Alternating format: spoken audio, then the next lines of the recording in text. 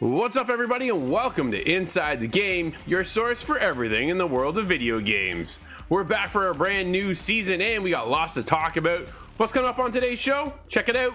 It's the rundown. Let's call it a dragon style fighting of dog fighting, if that makes sense.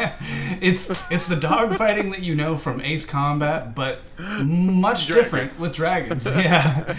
At CES 2022, Samsung actually had a pretty cool presentation and something I think the gaming fans are really gonna love. Actual version of God of War 2018, and there is Ragnarok coming shortly this year, so this is a great time to check out this game on PC. Welcome to a new segment called Game Watch, where we take you through the journey of what's coming out each and every month. Alright, so this week I'm reviewing Green Hell, a survival game that... Looks like a great episode, but as always, you can be a part of our show by going to InsideTheGame.ca or hitting us up in Discord. We're there, you can submit your clip and be the highlight of the week. Now, let's get going as Scott and I check out Century, Age of Ashes.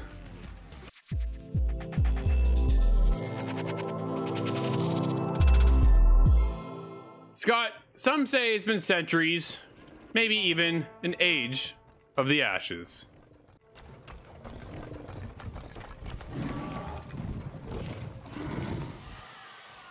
And this is a very unique dog fighting, I'd say actually let's call it a dragon style fighting of dog fighting, if that makes sense. it's the dog fighting that you know from Ace Combat, but much different with dragons. Yeah. Dude, it's so good. Dude, here's the thing. It's still in early access, and it still feels like it's in early access. But there's a fantastic foundation to the game. That's the biggest thing. We've been playing a couple different game modes that allow you to go out and you get gold, and the idea is then take back to your base. There's like this free-for-all team versus other team deathmatch mode, and then there's another unique twist on capture the flag, where you capture the flag, but then you have to go through certain checkpoints to race through them as well. Yeah. With over these game modes, Scott, what is your take so far battling your way through Century, Ages of Ashes? Oh, it is quite punishing. That's what I've discovered. I think we've both had a lot of defeat, actually, in the face of some much more experienced enemies, but there's a lot of these kind of angles you can play in different game types. So, for example, you're going trying to get these dragons and attack them. They drop coins, you collect those coins and bring them back to your base. The enemy team's doing the exact same thing, and there's a bunch of strategy that kind of comes out of that. So do you just attack the enemy, prevent them from putting coins into the bank, or do you just farm alone, forget about them? There's a lot of interesting things that mash up for a good team play style. Now, in the free-for-all, that's all completely out of the window, and that is quite brutal. I've described it in other settings and other game types as a meat grinder. I think that applies. Absolutely, dude, this game is tough. Going up against level 25, level 30, right? A much more experienced who've been around, obviously, a while, and have been playing the game and grinding it out, know the ins and outs a lot more than what we do. I think that's the biggest downfall. You and I played a ton of games and won almost none. Like, I think we've only won a handful, and that's the biggest thing for us guys. Like, man, we can't even get a win here, right? We might take a round, but it's not enough to take the win. And then other times we'll see that it's 4 of us on our team and 6 on the other team, and it's just like, man, what is going on here? This matchmaking, besides the matchmaking, Scott, that being the biggest issue of my concern, the heart of this game is absolutely incredible. The dragons themselves are all unique, they're stylized, they are amazing. Dude, when you look at these dragons, every time I look at a dragon, I'm like, just like, whoa, dude, look at this. Yo, look at this dragon. Wow, look. And the best part is, Scott, everybody's dragon seems to be a little bit different. So we're not all flying the same one. That's a big plus for me, because I'm thinking, let's go in here, we're gonna get started, and we're all gonna have the same dragon. Not even a little bit, man. Not even close. And then the reward system, and then you can have your own dragon egg, which you get when you complete challenges. You can unlock your egg to upgrade, and then that eventually grows into like a massive dragon that you can fly as your steed, they call it. Dude, what a cool game. Well, there's a lot of customization to it, and that's something that took me aback even, because I thought, okay, different dragons, that's something. You have 3 different classes to choose from. Okay, I like that. But then you can customize each part of the dragon. Some of them had armor on, that was cool. And then your rider as well. Different armors, a different weapon in your hand. You don't get to swing it, but that's not the point. It was really cool, and that's something that I started trying to see, you know, what are these different variations? Is there some sort of dragon that I'm going to recognize? I just, very shortly before we sat down to record, I was thinking, what if there was a Nazgul from Lord of the Rings? Now, I'm pretty sure that's licensed, that can't happen. But I started thinking about that. Well, what if I was riding the dragon from Dragonheart? You know, that's where I'm going for. But absolutely, nothing there is like when you go into the reward tier, you get armor. And that's it. You don't know what piece of armor you're getting. You don't know if it's for your character or for your dragon. You don't know what you're getting. You're kind of hoping for something cool. It's almost like a loot box, dude. Click that button, hope for the best, right? Kind of, actually. It's not, it kind of, in a sense, right? Because you don't know exactly what it is. Man, it is definitely cool. I am blown away. But again, it comes back to how well does it play? Because when the matchmaking is this far off, you can get real frustrated really quick by just getting stomped on. Yeah. And that's the biggest concern for me. The controller would work really well. I can see how that would lend excellent. But this is, I've been playing at least on mouse and keys with the WASD to kind of control yourself. And there's Q and E you can use for different powers. But other than that, you're controlling, you know, your heading with the mouse, and sometimes that can get really, chaotic. I often am moving like a conductor, and that's just struggling to keep up with the people that are good at this game. Absolutely. Scott, I think it's fair to say it's been a punishing trip with this one, but there's nothing like Century Age of Ashes, and that's the biggest standout for me. I've had a good time, but a frustrating time at moments as well, just with pure matchmaking and getting stomped on over and over again, and just figure out that balance. And if we can get that balance and you keep adding all these customization in, we're getting another class here shortly. A bunch of things are looking very, very promising down the line. How much longer that line looks, we don't know, but we'll see. Dude, this is going to wrap me up, though, with a 7. What are you scoring this game? Well, it really is just such a really good selling premise. And I think that's why we've had a good time regardless of getting beaten really bad.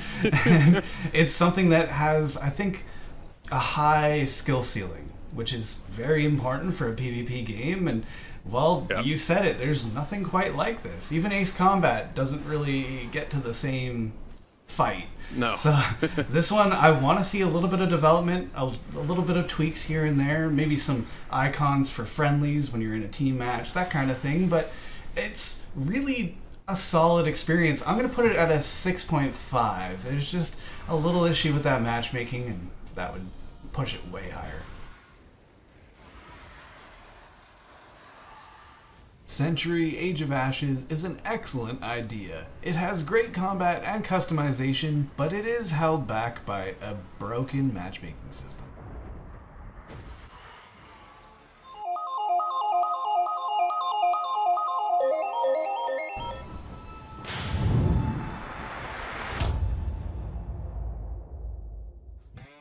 At CES 2022, Samsung actually had a pretty cool presentation and something I think the gaming fans are really going to love.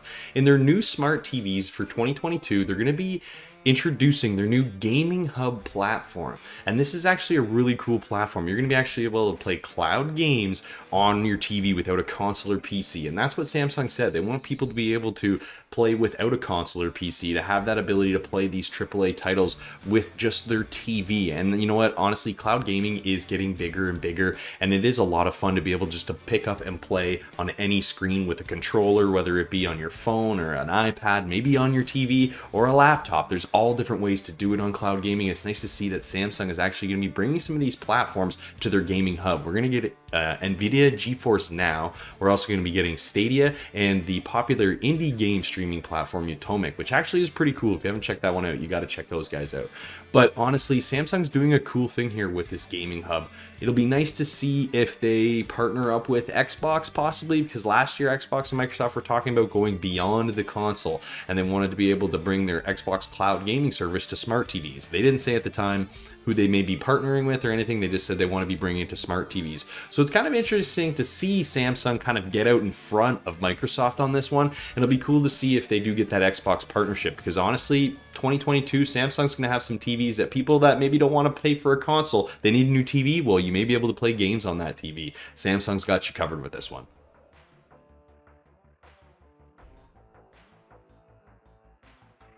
Well guys, it is great to be back here in 2022 giving you the latest and greatest in video game news. I mean, Happy New Year everybody. I hope you all had fantastic holidays, because I know I did. And well, it was filled with video games and some exciting news that I'm about to share with you. That's right, Sony has confirmed that Twisted Metal is coming to cinema. This is huge news. Sony has been pushing the cards lately and putting them all on the table because they have so many of their great exclusive video games coming to cinema, and I am very excited to see a lot of these titles and to see Twisted Metal, one of my favorite franchises as a kid, come back to life. I am very excited because it has this very dark sense of humor and just a very dark tone to this very kind of quirky style of game. So I'm excited to see how it's going to appear in cinema. And on top of that, well, does this mean we're gonna get a new video game? It has to be, right? Like, why would they rebuild this franchise with no video game to kind of complement it? I mean, it's the perfect time. I think maybe in a year or two, once everybody can sink their teeth into the PS5, because we all know that they're not available right now and everyone's trying to get them. So maybe in like a year or two when this TV show launches, they can maybe do this kind of co-side and side thing where the TV show and the video game launch and have this sort of crossing story thing. I would love to see that. Let me know what you guys think. Are you excited for this or any other TV series that are coming from video games to cinema? Let us know on InsideTheGame.ca.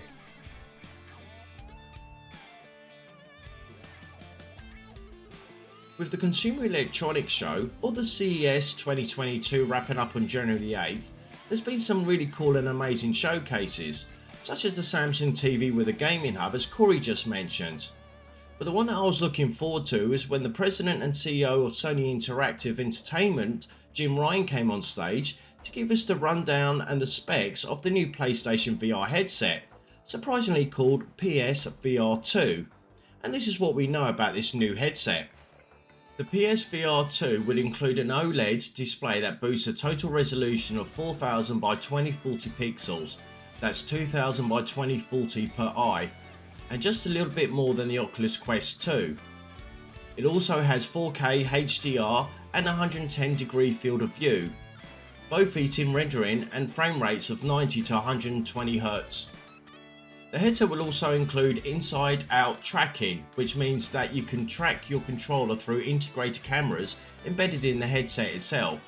Your movements and directions you look will reflect in the game without the need for an external camera. The new sensory features will combine eye tracking, headset feedback, 3D audio, and a sense controller to create a deeper feeling of immersion. There will also be a single built-in motor in the headset that will add additional tactile elements that can replicate the player's pulse during tense moments or the rush of objects passing by a player's head. The PSVR 2 controllers will feature baton-like handles with a plastic orb around them. They also make use of the same advantage trigger features found in the current DualSense PS5 pads. This will allow the different tensions on any given in-game action.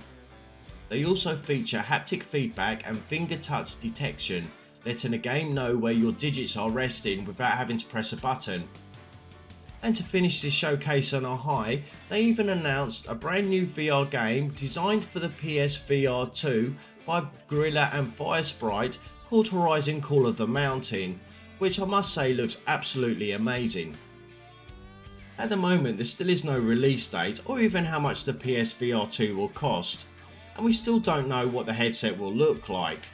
But one thing we do know is that you will require PS5 to connect your headset via cords, and at the moment we still know there's still a shortage of PS5 consoles. But now the concern of mine is how many scalpers got PS5 as soon as release, and I hope they're going to monitor when they release the PSVR 2 so that people can get a chance to get hold of this headset.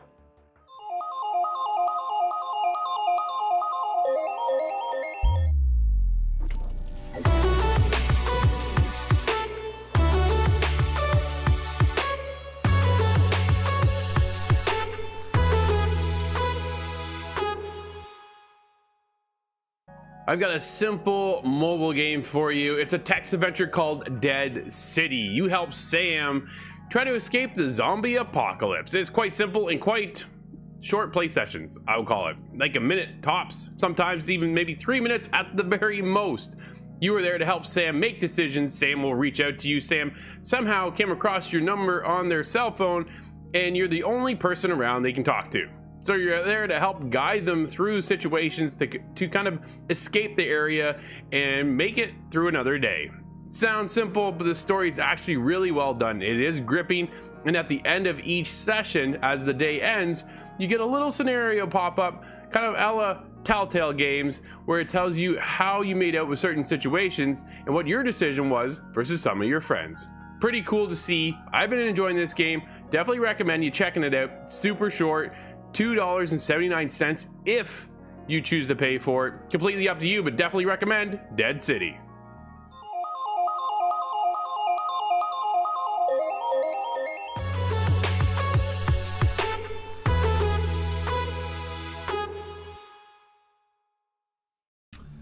Well guys, happy new year. We are back from the holidays, and well, with our holidays we had some time to catch up on some gaming. Let's kick it over to you, Scott. What have you been gaming over the holidays? Did you complete anything?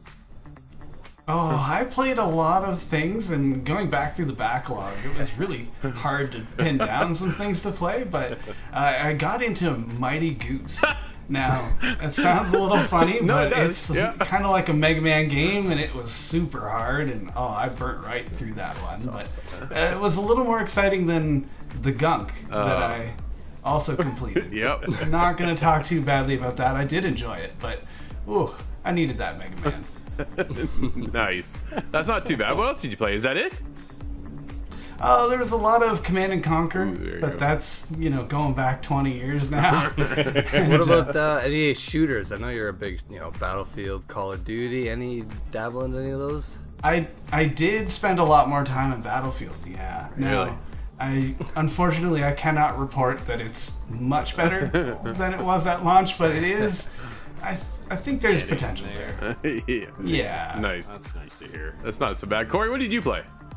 Well, you know me, guys. I was in the typical shooters. I was doing, obviously, Call of Duty, the new Caldera map. They've actually had a lot of really good game modes, excluding the Christmas event with Krampus was terrible. But anyways, that's besides the point. Actually, I've been playing, you know what? I've been playing a lot of mobile lately, and I've been playing the Rocket League Sideswipe. It's a ton of fun. I've been having a blast playing that game. Honestly, it's just kind of fun to get that Rocket League fix without being, on my console. Like if you watch the TV or something, and I'm still playing Rocket League. Yeah. So I actually played that a lot more than I expected to, and actually, it almost deterred me from playing the other games like that I wanted to. I did jump into a little bit of AC Valhalla. I didn't get as much done as I would have liked, so I gotta start grinding that one out a little bit more now. But honestly, it was the usual Call of Duty. I jumped back into Fortnite, and I actually played a little bit of golf too on my time off. What about you, Nate? Well, I had quite the backlog of games. I played a little bit of Halo. I'm surprised I didn't play maybe as much as I thought I would have. Yeah. I don't know, maybe it's just the progression system. Like, it's getting way better, but it's just not there for me. And I don't know, I've been dabbling into some strange games, and well, there was some crazy sales over the holidays. I mean, like, I looked through that list, I don't know how many times, just because it was just like, they just want you to spend money. so I stumbled upon this random survival game, because you guys know me, I love my Ark and like those kinds of games. So me and my brothers were just, you know, hanging out over the holidays and trying to find something to play together, and we stumbled upon Memories of Mars. Now, unfortunately, we found out after playing this for quite a bit that the devs have stopped supporting it, which kind of sucks, because you could, like, this game, guys, is so awesome. It's not as grindy as Ark, because Ark asks a lot and takes a lot away from you when you're least expecting it. This game is very forgiving and chill, and it's just got this mystery while you're out exploring Mars with your brothers or your friends or whoever. So that was like where I spent majority of my time. Of course, I've been playing Fallout 76. I'm almost, I think I'm like 65, level 65 on the battle pass roughly. So I've already almost completed that, and Nice. I don't know, that's mostly it, guys, honestly. I've been just so... that survival bug just really bit me over the holidays, and it's still kind of bleeding out of it. Like, me and my brothers are still kind of grinding away at it, so... Is it a desert? Yeah, what about you? Is it a desert land, Nate? Like, is it empty? It's Mars, like, what's there? I know, that's why, like, what's there? What's there to do? They're just some barren planet.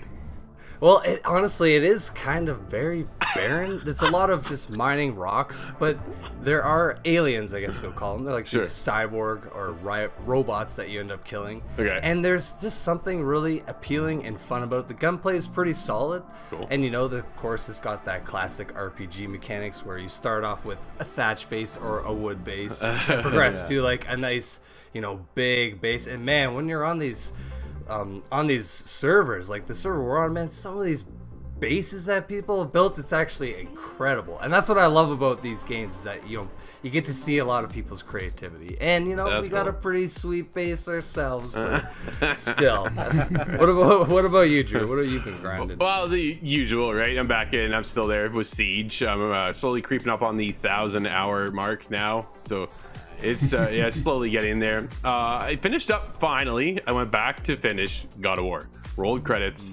Wow, man, why did I wait so long? What was I doing? There's a backlog of other things, right? You know, for the show, we get sidetracked and stuff, so it was one of those things. But man, was I ever happy to finish that? And it's probably up there with one of my favorite games of all time, with Metal Gear Solid 3. It was that good. I couldn't believe it. That's saying a lot. Yeah, absolutely, right? Like, I've got Metal Gear tattooed on my arm, so Kratos might be next. We will see. So it is. It was that close, man. I'm like, wow, what a game. And then surprisingly, I was looking for something else to shoot, and I jumped into PUBG. I brought it back onto my Xbox, and I've been having a blast playing that game. It feels really good. It's a lot more tactile than some of the other shooters that are out there, I feel, right? So it's very cool. I had a blast playing that, and it's something that's still on my console. I'll probably play a little bit more. How did you feel, like, because you played a lot of PUBG, but on mobile, which is very different from console, right? Sure. You know, when this game was, when I played it before, it was tough, man. Yeah. And it was janky. So I'm happy to hear that it's come this far and that they're still supporting it. You know, that's awesome. Oh, they're all over it, right? The game isn't perfect still to this very day, of course. right? Like, none of them are. You know what I mean? It does have that PUBG feel that we all know, and some of us enjoy, right? Like, a lot of us enjoy it. But I've been sticking it out, having a good time. The gunplay feels fantastic, man. I think that's really what it comes down to. The closest I came to chicken dinner was second place the other day. So I was this close, man. My own teammate blew us up.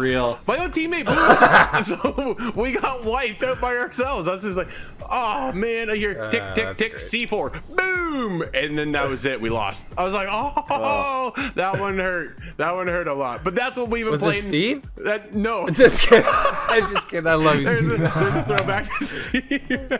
Oh man, it's been great. It's been fun to be back. I'm glad we are back, and there's a lot more in store over at InsideTheGame.ca.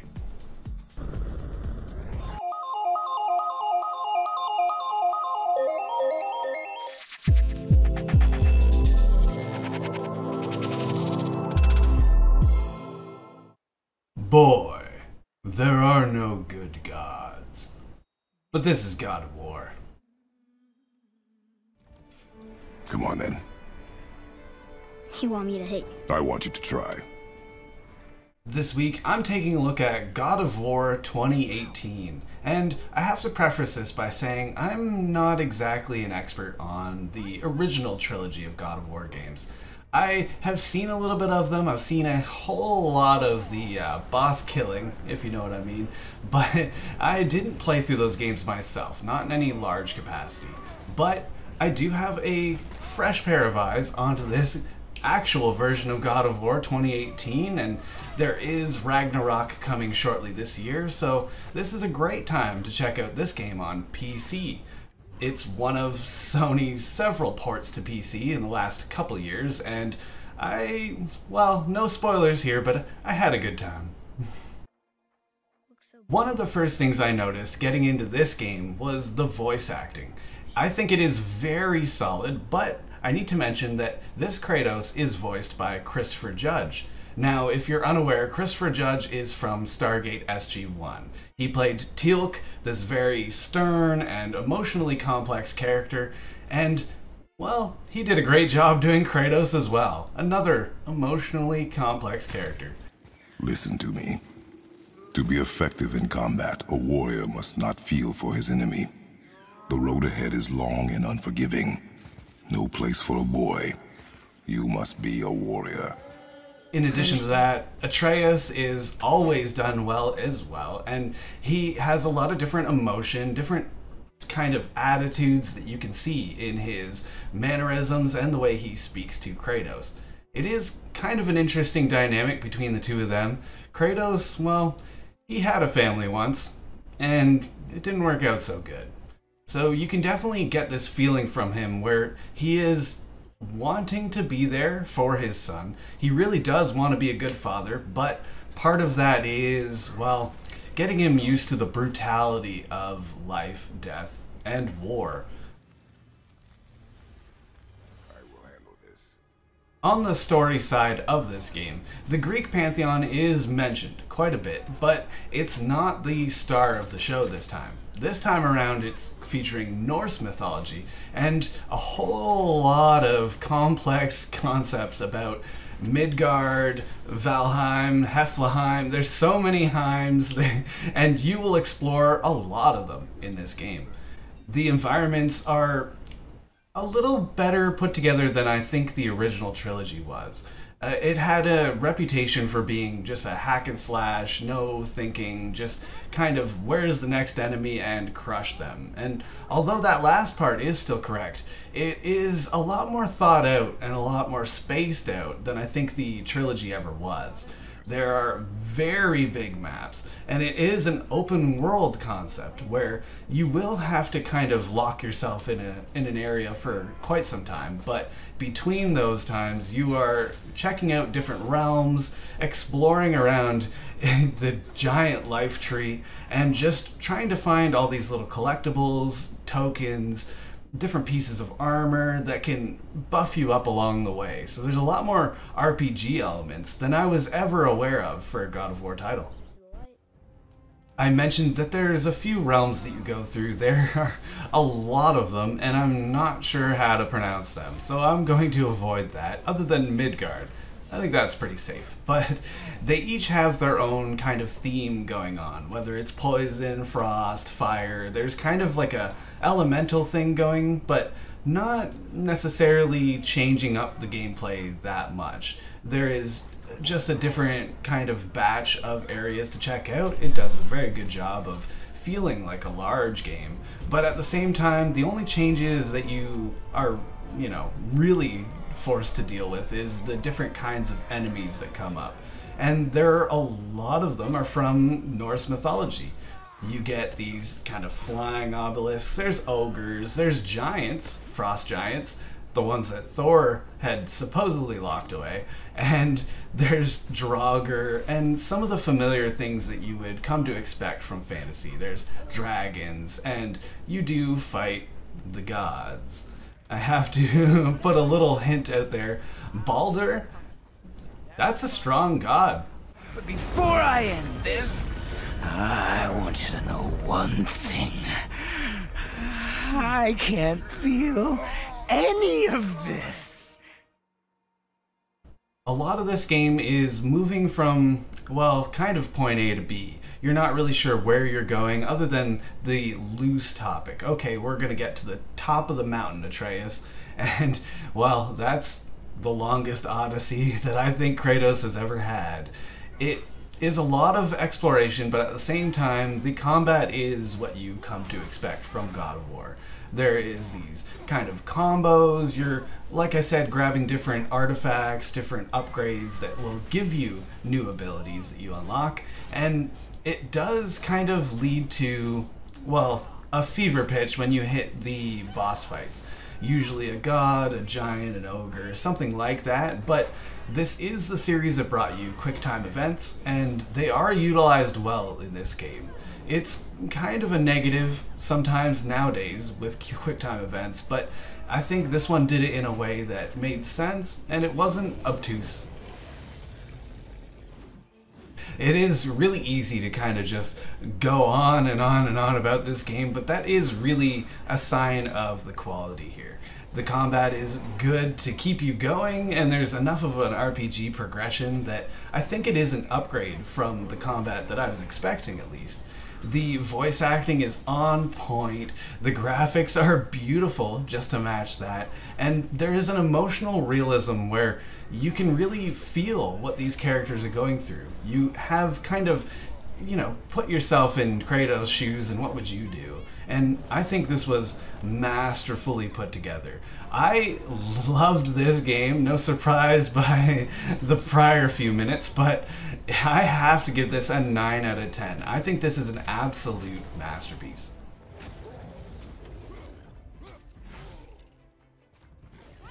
Leveraging both new and old concepts, this title is a great example of a well-done soft reboot. God of War 2018 is truly a masterpiece. I'd hope that you, of everyone I'd faced, would finally make me feel something, but you can't.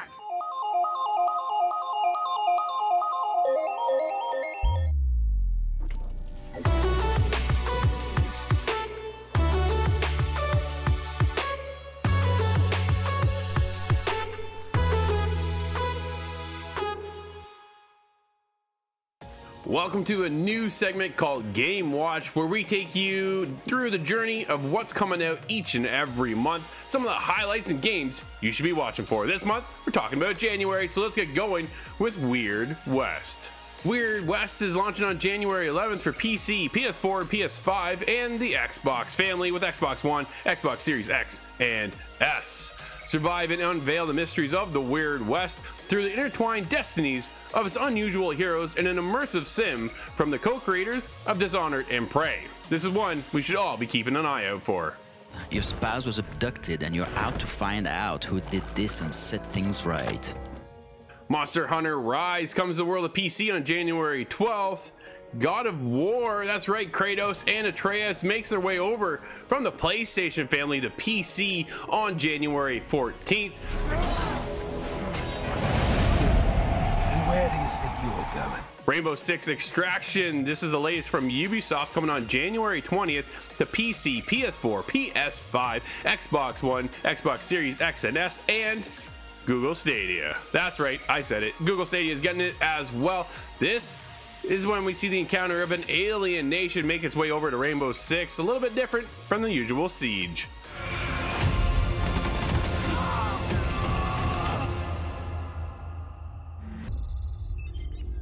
After these events, the latest data is unsettling. Coming out to the Nintendo Switch on January 28th is Pokemon Legends Arceus. That's right, Pokemon fans can reunite once more on January 28th. And wrapping things up on January 28th is Uncharted Legacy of Thieves Collection. That's right, Nathan Drake and all of his friends are making their way over to the world of PS5 and PC. The Legacy Collection includes critically acclaimed globe-trotting single-player exploits from Uncharted 4, Thieves End, and Uncharted The Lost Legacy. Improved visuals and all the great stuff we've known from Naughty Dog, this is one of the biggest adventures you'll be playing this year. We got a treasure to find. Listen, we both have something to lose here. Just so we're clear, my priority's the task. That's going to get you caught up with the Game Watch. That's right. If we missed the game, though, hit us up over at InsideTheGame.ca. What game are you looking forward to this month? Hang on, Nathan! Rise up! Ah!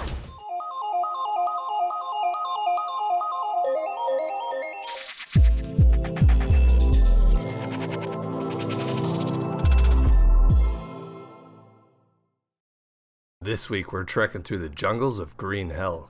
Will we survive? Strangely, it feels safer here than there. Oh, I don't know. Jaguars, venomous spiders, and snakes. Let's not forget the scorpions. A mere ant's bite hurts like hell. I am well aware of that. But still, we have a chance to achieve something. Alright, so this week I'm reviewing Green Hell, a survival game that plops you in the middle of a jungle where you have to monitor your food, water, your sleep, your sanity, and fight off the elements. And by the elements, I mean you got jaguars, poisonous spiders, rattlesnakes, tribesmen. This jungle is designed to kill you. And you have two ways to play in this jungle. You have survival mode, which is essentially a big open sandbox of the map where you can feel free to play as you please. And there's also a story mode, all of which in both of these modes you can play co-op up to 4 players. So I would say the story starts off fairly strong. The voice acting is done very well. It's you and your girlfriend or your wife plopped in this jungle here to seek information on these tribesmen. Now there is a lot of lore within this game that you can read about while you're playing, and just through dialogue with your wife. Your character wrote a book about these tribesmen, and it unfortunately had some repercussions. The media, everybody is after these tribesmen, and it is effectively destroying them. So you and your wife are here to try and communicate with them and further help them. But of course, it doesn't just go quite as planned, and I'll kind of leave it at that because this story dives really deep into some psychedelic trips and just is an awesome time, and I cannot recommend it enough.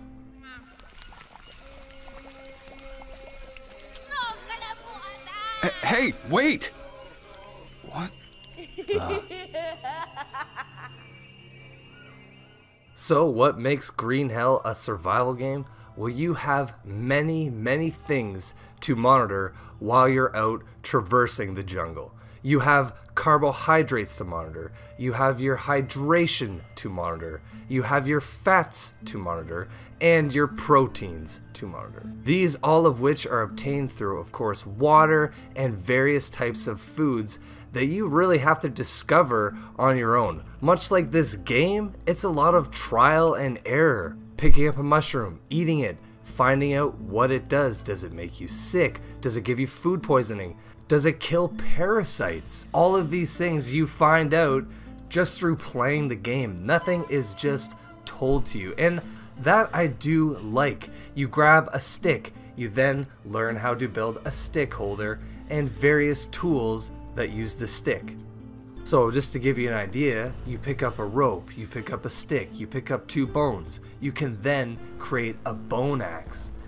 All of this you have to just figure out by grabbing materials and then putting them on a crafting table and just kind of piecing it all together.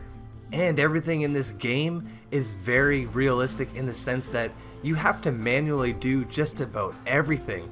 There's no sort of menu or tile system. It's all just sifting through your bag, putting things on top of each other and crafting it.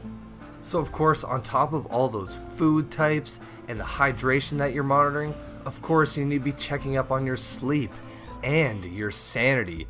This is a feature that I really like, because if your character goes insane and you're not resting by a fire or sleeping in beds properly, well, you'll slowly lose your mind and it can essentially kill you. There is, of course, building. You can build a base that's up to 2 stories tall. You can, of course, do just wood or bamboo, or eventually upgrade to mud brick. And just like most of these games, you start off with stone and wooden tools, and you can work your way up to obsidian and metal tools and armor. And you're definitely going to want armor because there are all sorts of things out to kill you. Wasps that will sting you and give you a fever, or ant mounds that you can just simply walk into by an accident and give you a rash. If you eat spoiled food, you can get food poisoning, or if you fall off a ledge or get scratched by an animal, all of these wounds and infections you have to tend to, or your character will die. There is flora that you have to find, and then of course, again, just like I said, through some sort of trial and error, figure out what bandages to use on what cuts or on what sort of stings and bites. God, I'm thirsty.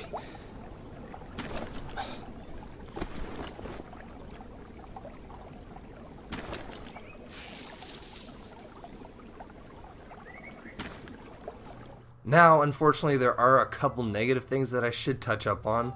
The game, unfortunately, isn't always as smooth as I think it should be, especially playing on the Series X. There are sometimes frame rate drops, and when you're killing some of the AI, arguably they are pretty dumb at times. And of course, another thing I have to gripe about maybe just a little bit is the controls. They do have it nailed down fairly well. Like, I've played some other survival games, and it is, it is definitely better than most. But, with the whole backpack system, you're spending a lot of time scrolling with the analog stick, placing one item on top of another, and unfortunately this might again just take some out of the experience. But that's really it. There is not much to complain about with this game. If you are playing multiplayer, you have to keep in mind whoever is hosting the session is the one that can only play on that server or session. Whoever's player 2, 3, or 4 can save the game, which of course is a good idea to save your progress, but you do not have that save file to access on your own. But anyways, I loved Green Hell.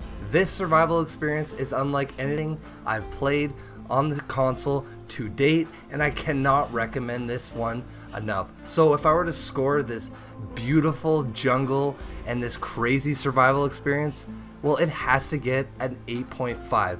If the frame rate issues weren't there and the AI were maybe just a little smarter, this one could almost be a perfect game. So that's it, guys. 8.5 for me.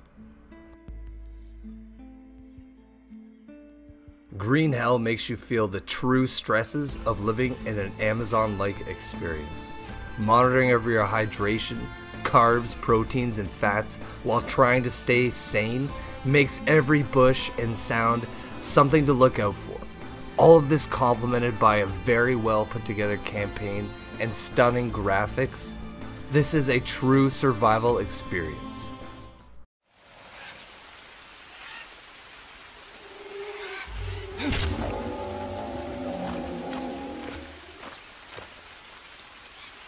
That'll wrap up this week's episode. Thank you for hanging out with us, and as always, you can be a part of our show by going to insidethegame.ca or hitting us up on Discord, where there you can submit your clip and be the highlight of the week. This week we have Agent Howell with some not so coordinated parachuting in GTA. Until next week, everybody, thanks for watching, and we'll see you inside the game.